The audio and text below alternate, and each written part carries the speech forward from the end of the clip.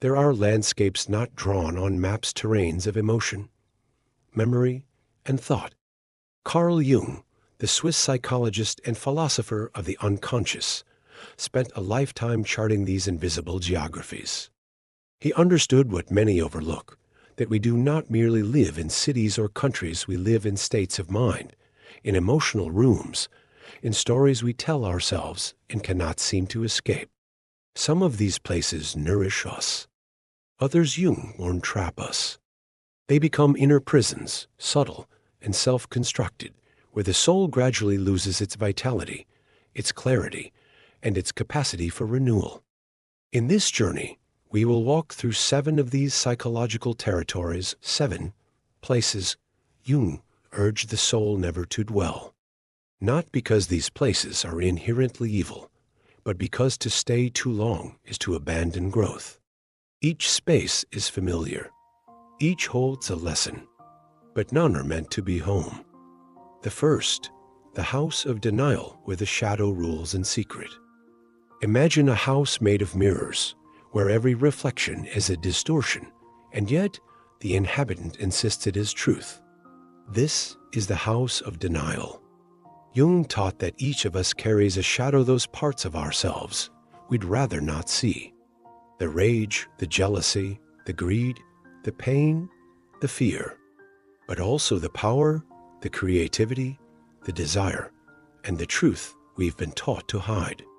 Denial is not the absence of these parts. It is the refusal to acknowledge them. And in that refusal, the shadow does not disappear, it gains control.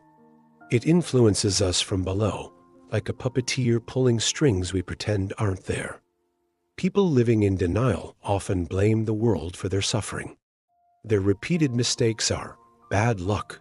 Their failed relationships are always the other person's fault, and their frustration with life is projected outward. But in truth, they are at war with themselves. Denial feels safe because it protects us from discomfort. But that safety is an illusion. To deny the shadow is to live a half-life performing, posturing, avoiding the mirror that shows what truly lies beneath. Jung believed that healing begins when we stop pretending, when we sit with our darkness not to shame it, but to understand it. Integration of the shadow is not about becoming perfect, it's about becoming whole. It's when we finally say, yes, this too is part of me, and begin the difficult but liberating work of self-honesty. The house of denial must be exited if the soul is to breathe fresh air. Awareness is the first doorway to freedom. The second, the swamp of resentment where pain becomes identity. There is a kind of pain that lingers not because it is still happening, but because we refuse to let it end. This is the pain of resentment. Jung saw this state as more than emotional discomfort. He saw it as psychic stagnation, a swamp where the soul sinks slowly into bitterness. At first, resentment feels justified. We replay the betrayal, the injustice, the unfairness. The story becomes a script, and we become the actor, delivering the same lines again and again. Over time, the wound fuses with our identity. We are no longer simply someone who was hurt. We are the hurt. Resentment feeds on repetition. It thrives on keeping the past alive, even when the present begs us to move forward. Jung warned that resentment can make us what we hate. We become rigid, angry, suspicious. We lose our softness.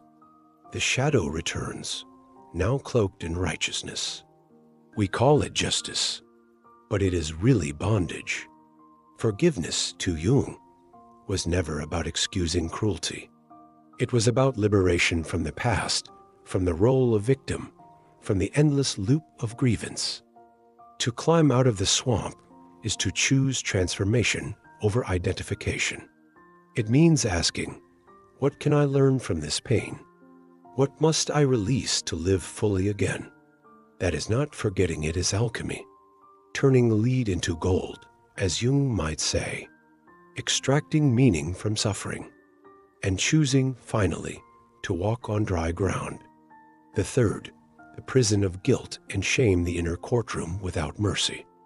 Some prisons have no bars, no walls. They are silent, invisible, and self-enforced. This is the prison of guilt and shame. Jung made a clear distinction between the two. Guilt arises when we recognize a harmful action and wish to make amends. It can lead to repair, humility, growth.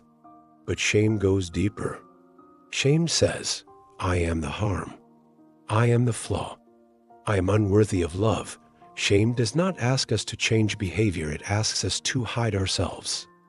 Inside this prison, people may look accomplished, even admired, but internally they are tormented. No success can silence the voice that says, you're still not enough. Many cope by trying to become what they believe others will accept, adopting masks, roles, achievements. But the disconnection remains because the core belief is rotten. If they knew the real me, they would leave. Jung understood that shame is often planted early by parents, institutions, culture. It whispers that our instincts are wrong, our bodies sinful, our feelings shameful. The path to freedom begins with unlearning those whispers. It begins with self-compassion, the radical act of treating ourselves as worthy, even when we falter. Shame loses power when we speak it, understand it, trace its roots, and refuse to let it define us. The soul was never meant to live in self-condemnation. Its nature is light, renewal, dignity. The fourth, the theater of persona, where the soul forgets itself. Life requires masks. We wear them to navigate roles: parent, worker, friend, leader. Jung called this the persona, the social face. But problems arise when the mask fuses with the face, when we no longer remember who we are beneath the performance.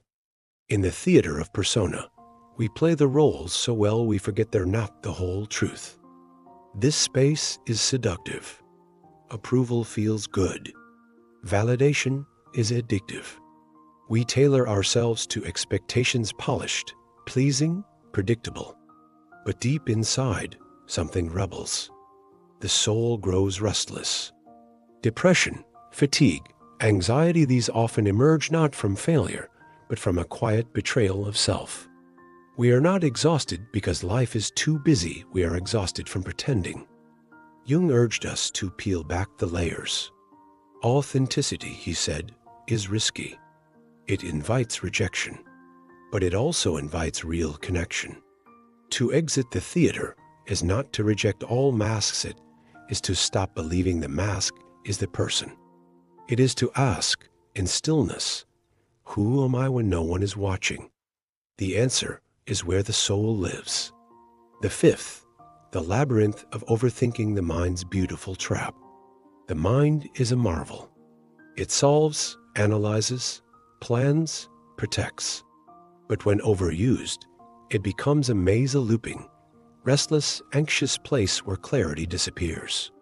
Jung saw overthinking not as intelligence, but as fear in disguise. It's a way to avoid feeling, to avoid uncertainty. We think instead of feel. We analyze instead of act. In the labyrinth, every turn leads to another question. We rewrite the past. We try to predict every possible future. We mistake paralysis for preparation. But the soul does not thrive in endless cognition. It thrives in presence. Jung believed that healing often arises from irrational sources: dreams, intuition, symbol, body. The language of the unconscious is not linear. To escape the labyrinth is to surrender control. To say, I don't know, and that's okay, it is to trust instinct, to listen to the gut, to value mystery. Life cannot be solved like a problem. It must be lived like a story.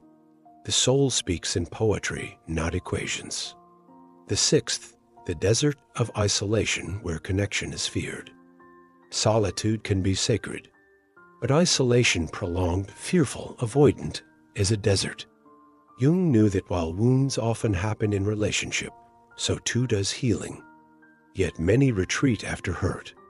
They build walls. They say, I don't need anyone. But beneath the armor is longing to be seen, held, known. Isolation may feel safe, but it is sterile. It lacks friction, reflection, growth. In true connection, we are challenged, softened, mirrored. We meet parts of ourselves we cannot access alone. Jung taught that relationship is the vessel for individuation, the process of becoming whole. Not through fusion, but through authentic engagement. To leave the desert is to risk again, to trust, to let oneself be vulnerable. It is not weakness, it is courage. It is saying, I may be hurt, but I will not abandon my need for connection. The soul was not made for exile. It is wired for communion. The seventh, the graveyard of the past, where the present is lost, the past is sacred. It holds memory, wisdom, grief, beauty. But to dwell there too long is to become a ghost. Jung warned against living in regret, nostalgia, or endless rumination. The psyche, he said, wants forward movement. It seeks integration, not repetition. Many live in the graveyard of what could have been. They replay conversations, decisions, losses. They stay loyal to versions of themselves that no longer exist. But life is now, always now. The past can teach, but it cannot lead. Jung believed that real presence is the key to transformation. That healing happens only when we fully inhabit this moment, this breath. To leave the graveyard is not to forget. It is to honor and release, to bow to what was and turn toward what is. The door is always open to return to the living. The soul's true home is not behind us, but ahead, unfolding with each conscious step. Conclusion, the path to wholeness, walking the inner journey. Jung did not ask us to avoid suffering. He asked us to understand it. These 7 places, denial, resentment, shame, persona, overthinking, isolation, and the past, are not punishments.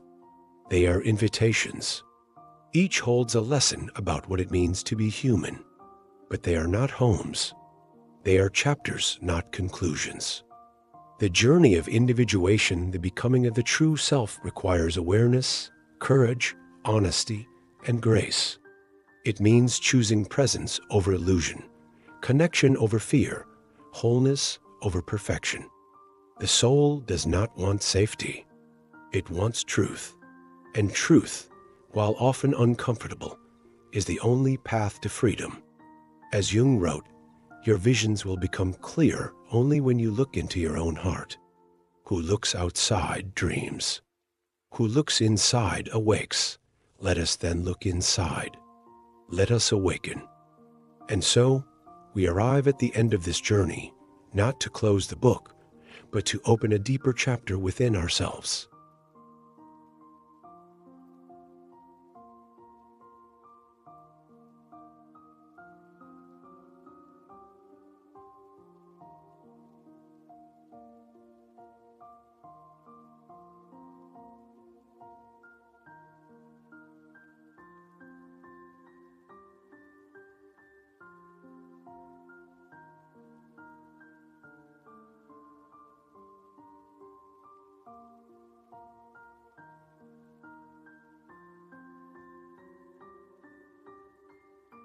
So, ask yourself, where have I been dwelling?